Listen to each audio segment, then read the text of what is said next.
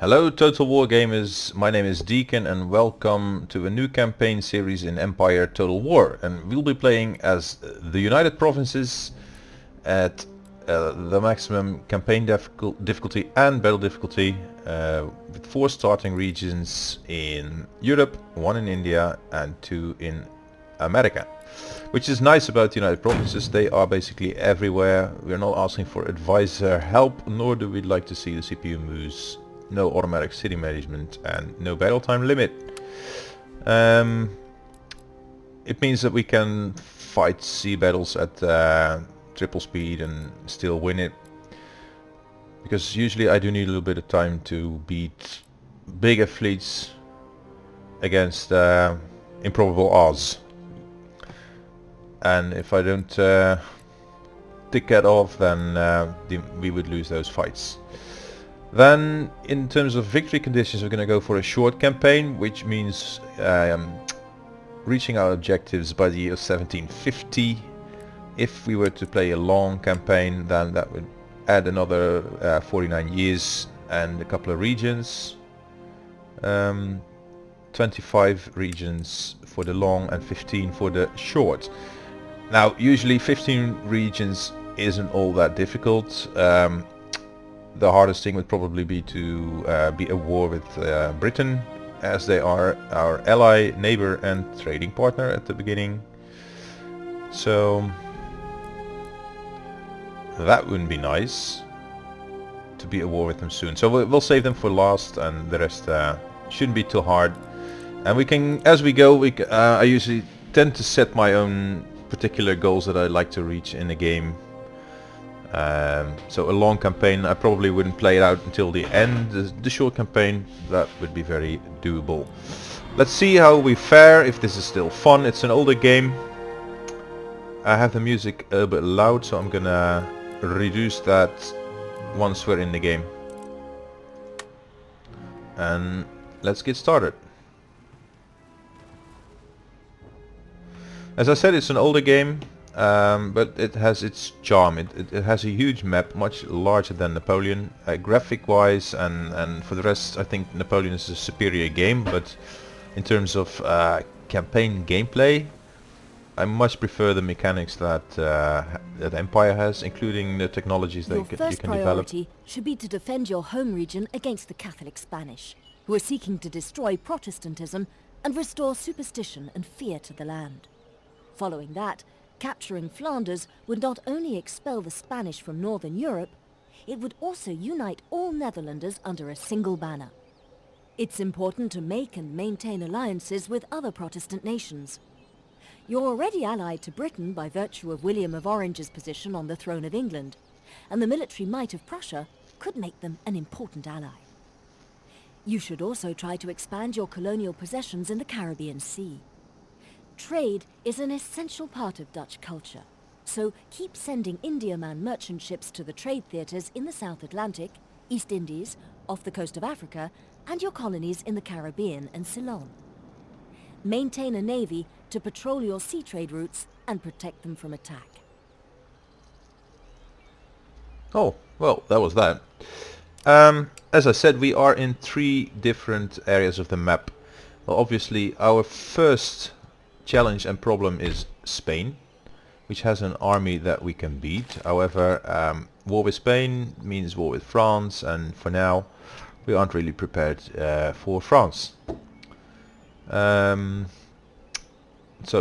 in our situation here, our port is crucial to our survival. Once we lose this port, if they either blockade it or occupy it or destroy it, then we'll be bankrupt pretty soon. So our defending army is going to sit there for the majority of the time, or maybe here, depending on the reinforcement or range.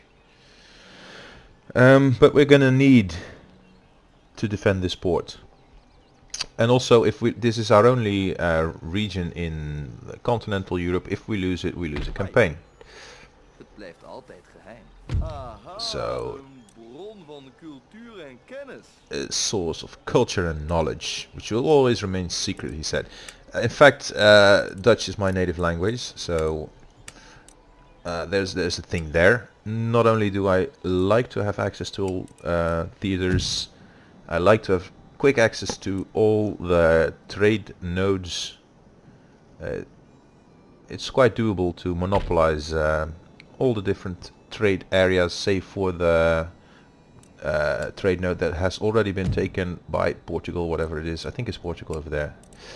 So France will go to war with us eventually, so we need to prepare for that. So we need an army here.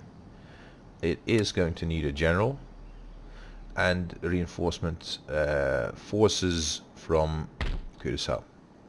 Not these militiamen necessarily, but this is the only place where we can train colonial line infantry, and they will be crucial to our game. Now another thing we really need is research. So I'm gonna destroy these craft workshops here and do the same in Ceylon, Sri Lanka. Craft workshops, bye bye. That's that. Now this is a 6th rate, and one of its advantages is that it has a relatively high speed of 18, which is more than the 5th rates, the 3rd rates, the 4th rates, and so on. So if you're a capable sailor, you can actually take galleons and so on with just a 6th rate, a single 6th rate. But then you need to make sure they don't land a single hit on you. The range of 500 is also very decent, but also pretty standard. However, at some point the Maratha Confederacy may declare war on us at a later stage. Right now they don't have any ports on this coast, but once they do, I've seen it happen that they land an invasion force on this side of the coast, and then if you don't have a defending army here, you're pretty much lost. So this is also a region to defend, both with a navy in the port, and perhaps yeah, another maybe 5th rate at this side of the coast. Interception, maybe visibility with smaller vessels, maybe. Those are always different ways to protect the shores. Now these trade vessels, they are fun to capture the other trade nodes with, and there is a pirate fleet, I think it's over here somewhere if I recall correctly, and we need the pirate fleet. We need to capture them, so they need to surrender to us, and we are going to do that with these 3 vessels only. And then I don't know how many of them are actually there, but we'll send a bunch of them over here. This is a 5th rate we need to capture. We want to capture all 5 of these as well, and then part of them are either going to sit here or jump across to this area. These 3 we also need to capture. And then basically what it enables us to do is to occupy all the trade nodes in these 3 areas. For Brazil, we are going to need to build vessels in the Americas, where we have a little starting fleet right now of 3 vessels. However, these 2 will be at war with Spain and New Spain soon enough, so we need these guys over here to properly defend our territories. However, there are 3 ships for free here, free for the taking, and a 5th rate here. Now the 5th rate, can I see the stats of the vessel that he has? Has a range of 500 and a speed of 17. So compared to the 6th rate, the 6th rate has a speed of 18. and firepower of 56. This guy is only 1 knot slower in speed, but has almost twice the firepower. Same range, same accuracy, same reloading, a bit more hull strength, same maneuverability. But these two, with these two types of ships, I can really work. There's a lot you can do with them. And I found it's easier to take a single ship into combat and manage it properly, rather than taking along a whole fleet and trying to control all your different ships. You start losing them, and particularly at the beginning of the game we don't want to lose a single ship, because each ship represents a trade node. It's pretty much this way that once you capture a trade node, you won't be bothered there for a while until enemy fleets show up and start attacking your trade nodes, and they do eventually. But I try to have a 5th rate at each different area, and usually a single 5th rate will allow me to properly defend the whole of the trade theater. As in the beginning, we are going to leave 1 vessel over here to occupy the port and not provoke any war declarations from the Marathas. I usually tend to end the trade agreement with them because I always end up fighting them, and right now, diplomacy wise, there are still enough people interested enough to trade with us amongst the major factions like the Ottoman Empire, for us to switch these two out, because the Mughals, they usually lose to the Marathas quite soon, and then that means that we won't improve any relationships with the trade that we have going, whilst having this trade relation with the major faction also kind of secures their loyalty throughout the duration of the campaign. And probably I'd rather have trade with a local friend rather than with a loyal friend rather than with an unloyal one. Now eventually Hanover might attack us. Right now they're not even interested in trade while they're friendly with us. But then again, we did play on the hard difficulty. Very hard actually. So one way to put it is give them 5 turns of military access.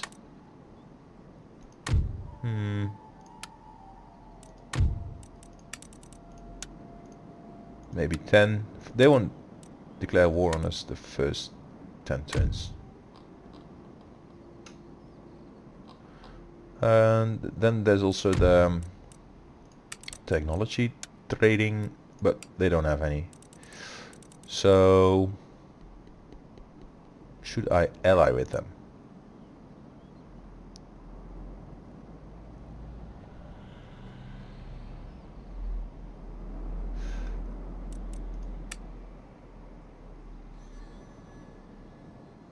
The other thing is we can't really afford any more wars in Europe besides France and Spain, who we will end up fighting anyway. So say for example Prussia takes an interest in Hanover, which often happens, would mean that we're also at war with Prussia. So not too fond of that. And we're only able to trade with them because they they share a border with us. But the Marathas, I'm gonna open negotiations with them and cancel the trade agreement. Bye bye. Same for the Mughals. There you go. And now see I would like to have relations with Prussia, which are also, what are they? Protestant. And the Ottoman Empire. Military alliance, that could be problematic. They are at war with Russia. They could find themselves at war with Austria. I'm not going to pay half my money for military alliance. However, I can give you 20 turns of military access and offer you some of my technologies, which I don't have. Okay. So how about that? Alright, I need to trade with someone. So hopefully they stay friendly with us for a longer while. And now I really need trade with Prussia. Military access, 10 turns. Attack. They have technology, we don't. How about this? Send proposal. Armies, marching army. What are you babbling about? Military access, offer. 20 turns of military access. Technology, no. Payments, then. How about 1,000 gold? Let's do 100 gold in 10 turns. How about that? That's like 1,000 gold. Just about the same that the Ottomans wanted. Military alliance. They have no other allies. And a single payment of okay, let's make a counter offer then. Let's do, I don't even know what our revenue is. I'll give you 20 turns of military access. He doesn't even appear to like that, actually. It's funny. And offer payment 500 in 4 turns, which is like 2,000, and not too crazy for me right at the off the bat. No, 4 turns. There you go. This way. Yeah. Okay, there you go. So we have new trade relations, and it costs us a little bit, but in the long run, if these factions survive for long enough, we can be at war with France, the Marathas, and Spain without losing any more trade agreements. Now Hanover and Westphalia, I eventually would like to trade with them. Military access, 20 turns, like that. Okay, then Hanover gives you trade, military access, 20 turns of military access, and some tiny payments, like 100 for 10 turns. There you go. Yada yada yada. Wow, how can you be so indifferent? How much would they can trade, and how much money would they make us? Okay,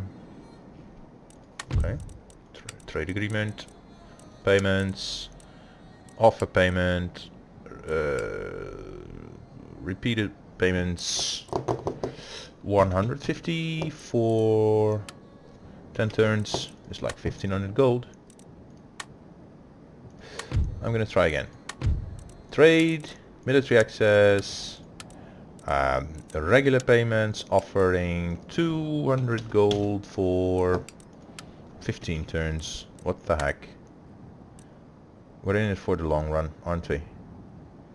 We need you as friends, not as allies, just friends and trading partners. Okay, there you go.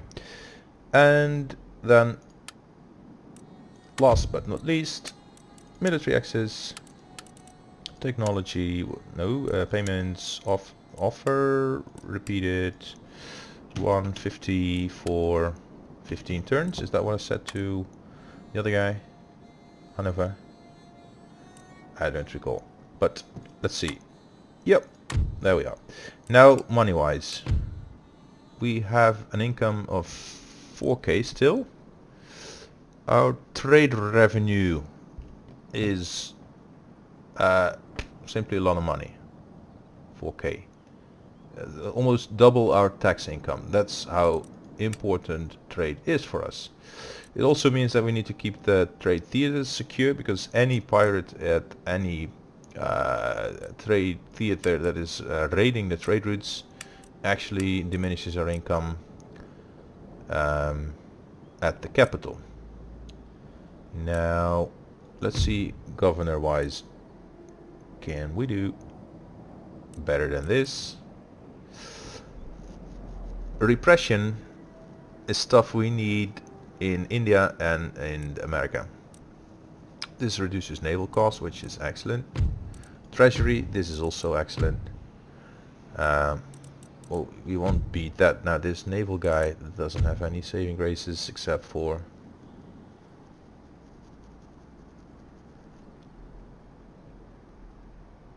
okay. Let's see if we can get a better army commander. No, but we'll try again on the next turn. Now, in terms of defense, we're not yet at war with them, but we soon will be, might be. This guy is old, he's 65 years old, so quite often he will actually die pretty soon. Yeah, let's get some visibility on France, our soon to be our enemy.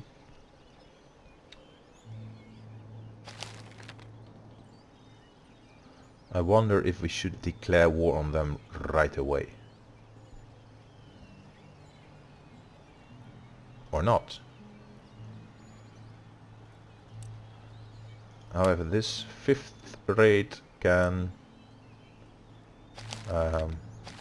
do most of our dirty work for us. They have 1/5 raid, 2 6 raids.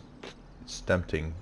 However, even if we capture all those ships, we won't be able to practically pay for them right now. But anyway, let's defend our port. And this guy is also old. And I'm gonna send in the cannons here as well. Keep him as garrison. Then, in terms of revenue, we aren't too focused on revenue buildings. We'll have to see and what happens once we lose the craft workshops that we have elsewhere. We are going to need. I'm always in doubt whether or not to build more units here, or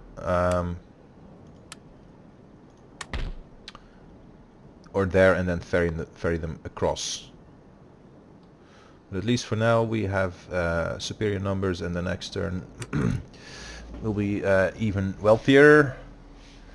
Now this may become a fighting theater soon, and there's a gem pit here.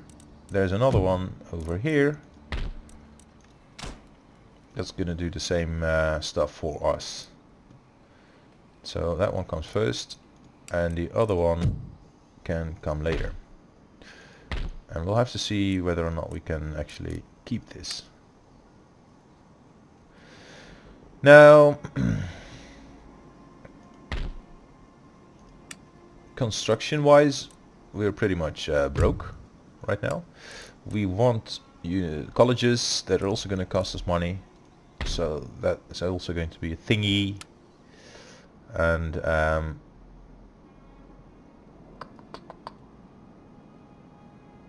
this Admiral's flagship, 5th rate.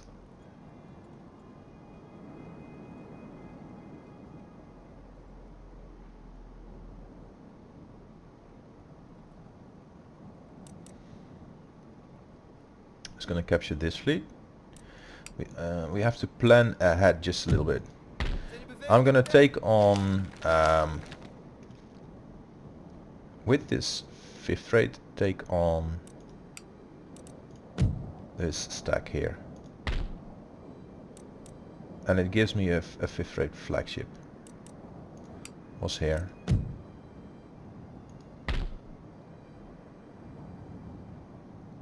Also a 5th rate.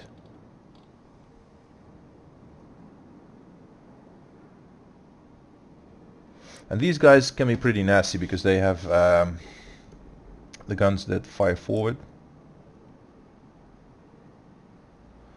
So we have quite, we don't have so much land battles ahead of us right now. We have a ton of naval battles ahead of us right away. So I'm wondering where I should send this guy.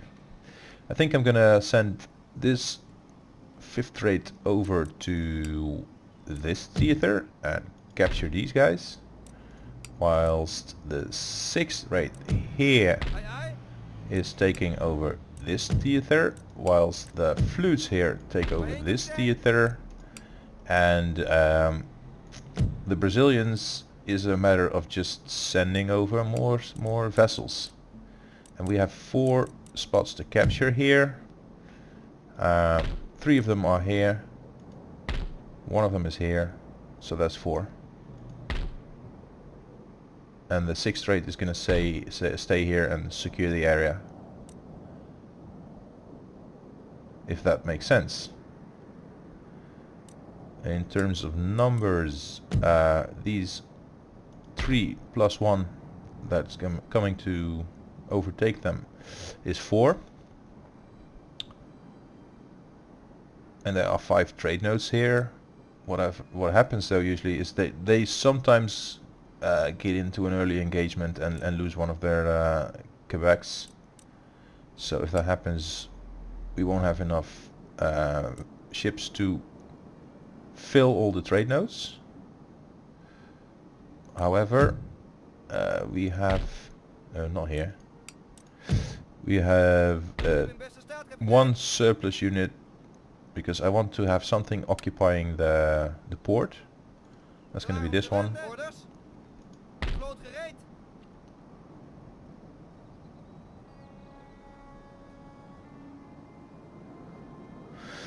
So we need the extra occupation forces, so to say, to actually capture all of them.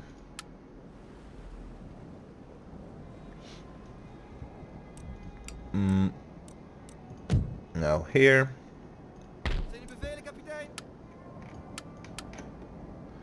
we are headed this way.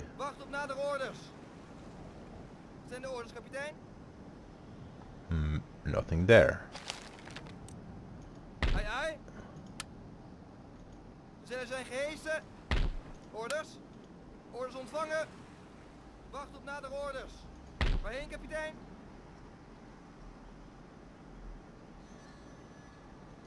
Er zijn gehezen. I don't know. I think we screwed up here. I don't know. The pirates are probably over there now, and not here. Well, I'll find out soon enough. Yeah. So they may kill this trade ship here,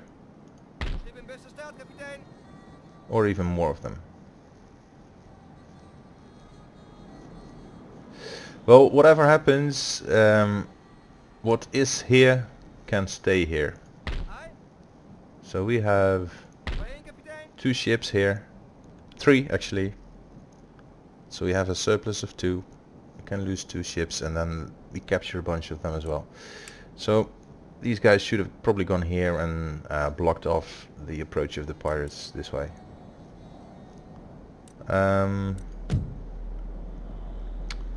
Then turning towards our first naval engagement. Now my admirals, they need to survive. What are we facing? Just smaller stuff? Balthazar Whirly.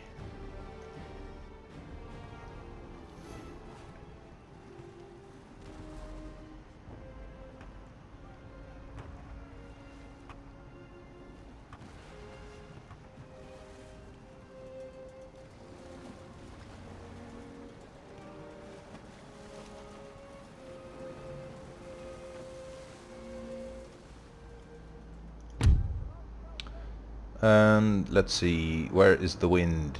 The wind is in our rear. That's nice. So if we sit here, switch to change shot, we have the wind and we can advance on them.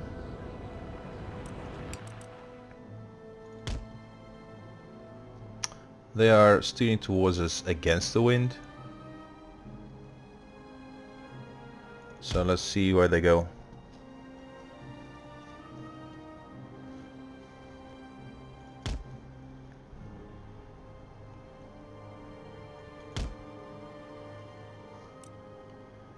Now this guy needs to fight on his own against the rest of the pirates in the Madagascar theater.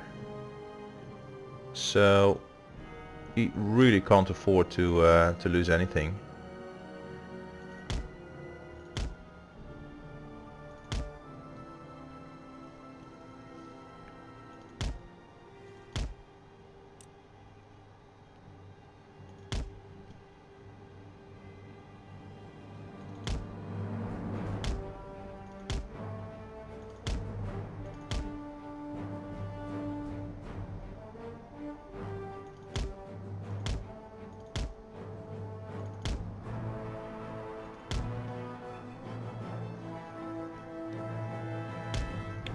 Usually I prefer to have them sail towards me rather than bow to bow.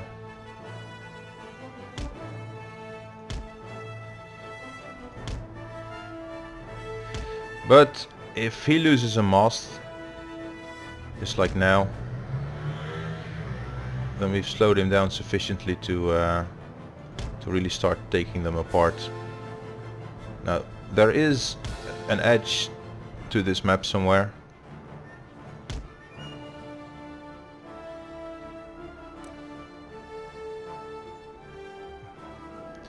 Now he's routing, but I can't allow myself to I can't let them escape. They need to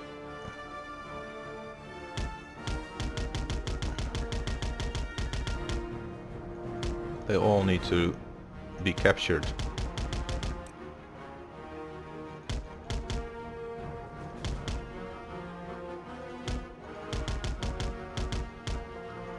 I need to capture them all.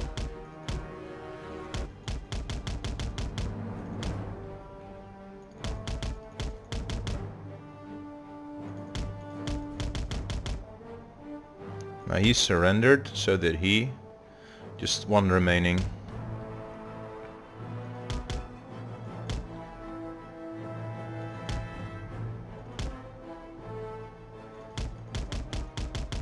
So now they've all surrendered.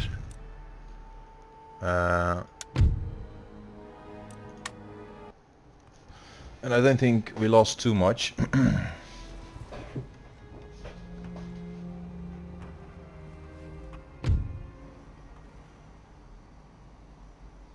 What happened there?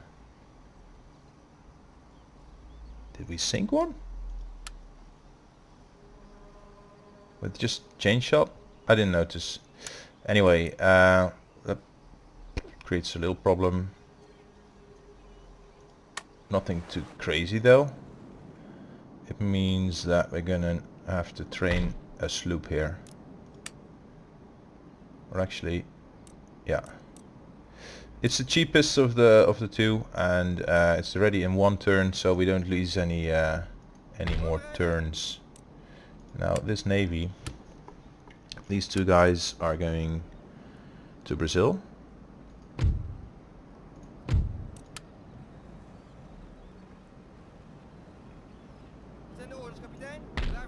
This guy is going to East Africa, Madagascar. These guys are going to Brazil. And so will the new recruit. This 6th rate is going to sit here. And now we can no longer fight here. We aren't there yet. We aren't there yet. we aren't fighting here yet. This 5th rate, I would like to make him admiral. These 3 guys are gonna sit here and stay. Klaar om te wenden. Wacht op nadere orders. Klaar voor actie. And this admiral,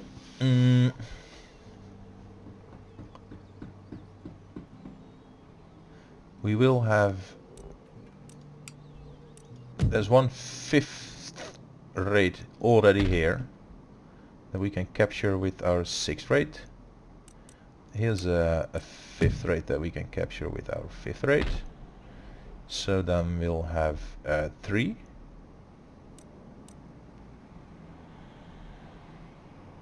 Then the 6th rate who went here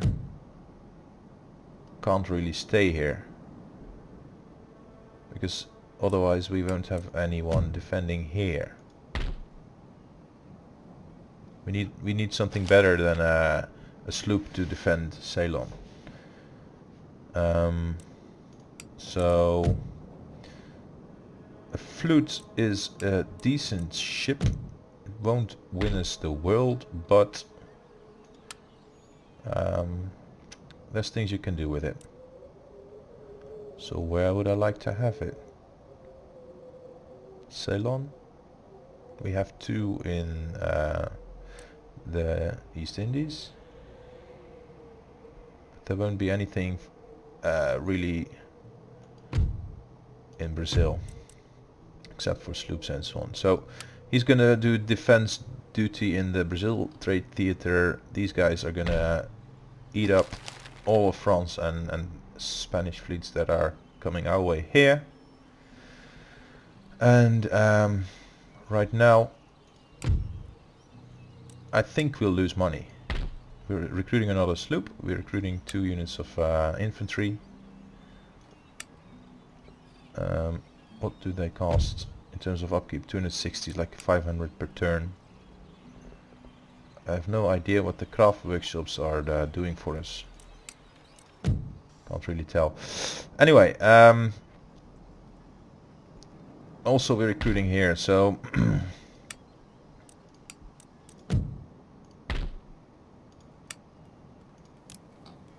not enough. I want some more troops here as well. So there we are.